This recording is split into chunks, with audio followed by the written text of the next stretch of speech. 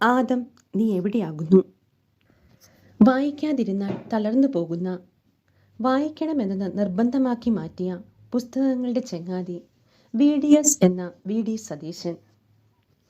കേരളത്തിൻ്റെ 13ാമത്തെ മുഖ്യൻ തൻ്റെ യാത്രകളെ കൂട്ടായി കരുതുന്ന പുസ്തകങ്ങൾ.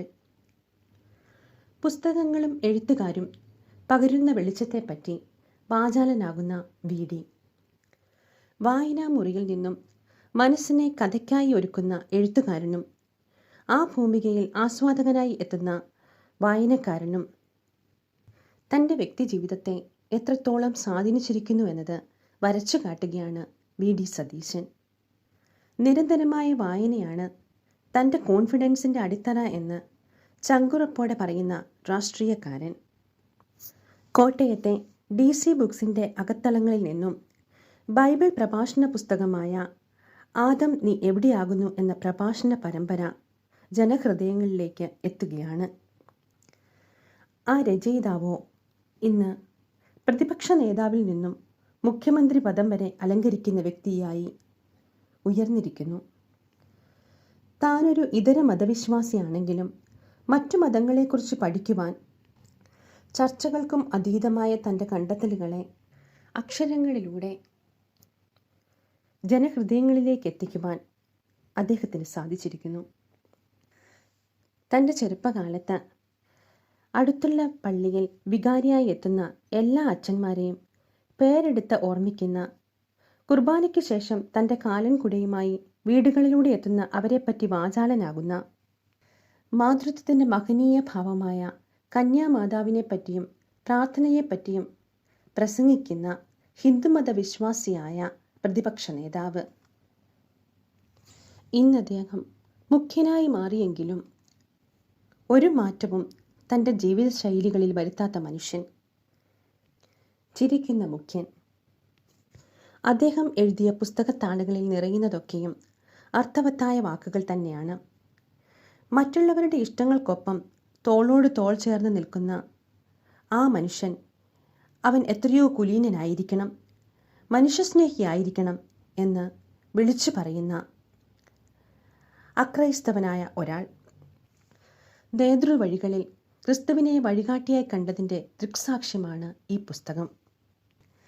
ബൈബിളിനെ പറ്റിയും ക്രിസ്തീയതയെപ്പറ്റിയും അദ്ദേഹത്തിൻ്റെ ആഴത്തിലുള്ള അറിവ് ഓരോ പ്രഭാഷണത്തെയും അർത്ഥവത്താക്കുന്നു.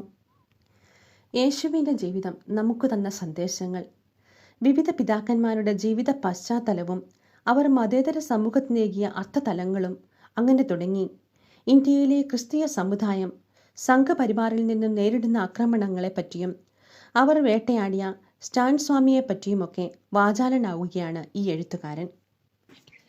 വിദ്യാർത്ഥി രാഷ്ട്രീയത്തിലൂടെ തൻ്റെ രാഷ്ട്രീയ യാത്ര തുടങ്ങി യൂത്ത് കോൺഗ്രസിലൂടെ വളർന്ന് 1996 അഭിഭാഷകനായിരിക്കെ നിയമസഭാ രാഷ്ട്രീയത്തിലേക്ക് കടന്നുവന്ന് പിന്നീട് 2021 മെയ് മാസത്തിൽ കോൺഗ്രസ് വർക്കിംഗ് കമ്മിറ്റി ഇദ്ദേഹത്തെ 15ാമത് നിയമസഭയിലെ പ്രതിപക്ഷ നേതാവായി പ്രഖ്യാപിച്ചതോടുകൂടി രാഷ്ട്രീയ മുന്നേറ്റത്തിനും തുടക്കം കുറിച്ചു.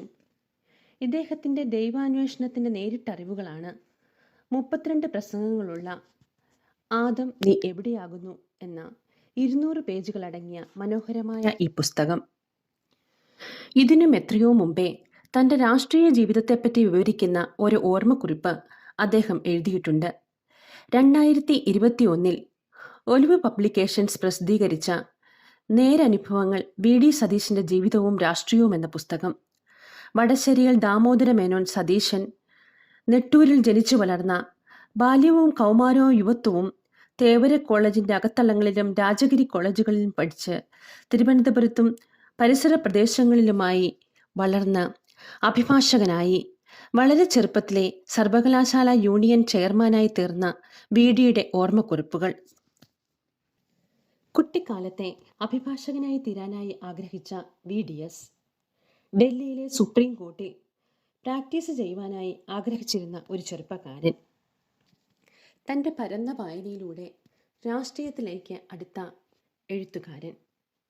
വിദ്യാഭ്യാസ മന്ത്രിയായിരുന്ന TM ജേക്കബ് സാറ് കഴിഞ്ഞാൽ കേരള നിയമസഭയിൽ പഠിച്ച് പേപ്പർ അവതരിപ്പിക്കുവാൻ ഇത്രയും കഴിവുള്ള മറ്റൊരു വ്യക്തിയെ ചൂണ്ടിക്കാണിക്കുവാൻ നിങ്ങൾക്ക് കഴിയുമോ? ഇത് അദ്ദേഹത്തിന്റെ ഒരു വിജയമല്ലേ? കേരളത്തിന്റെ മുഖ്യമന്ത്രി ആവുന്നതിനും വർഷങ്ങൾക്ക് മുമ്പ് തേവരയിലെ സേക്രഡ് ഹാർട്ട് കോളേജിന്റെ ഇടനാഴികളിലൂടെ നടന്നു മുന്നേറുന്ന ഉജ്ജ്വല വിദ്യാർത്ഥി നേതാവായിരുന്നു ഇദ്ദേഹം. രാഷ്ട്രീയ നേതാക്കൾ വളരെ അപൂർവമായി മാത്രമാണ് ഒരു രാത്രിയിൽ ജനിക്കാറുള്ളത്. അവരുടെ ബോധ്യങ്ങളും നേതൃത്വവും പൊതുവ്യക്തിത്വവും പലപ്പോഴും വർഷങ്ങളുടെ അനുഭവങ്ങൾ, സംവാദങ്ങൾ, സൗഹൃദങ്ങൾ, പോരാട്ടങ്ങൾ എന്നിവയിലൂടെ രൂപപ്പെടുന്നതാണ്. ശത്രുവിന്റെ കൊലവിളികൾക്ക് മുൻപിൽ തളരാതെ, പതറാതെ, പിൻവാങ്ങാതെ സേക്രഡ് ഹാർട്ട് കോളേജിന്റെ കനത്ത കൽഭിത്തികളിൽ കത്തിച്ച ശക്തനായ ഒരു പ്രാസംഗികൻ, ഒളിഞ്ഞിരുന്ന ഗ്രന്ഥകാരൻ നമ്മോട് സംവേദിക്കുകയാണിപ്പോൾ. കാലത്തിനതീതനായി തൻ്റെ അക്ഷരങ്ങളിലൂടെ, തൻ്റെ പ്രവൃത്തിയിലൂടെ.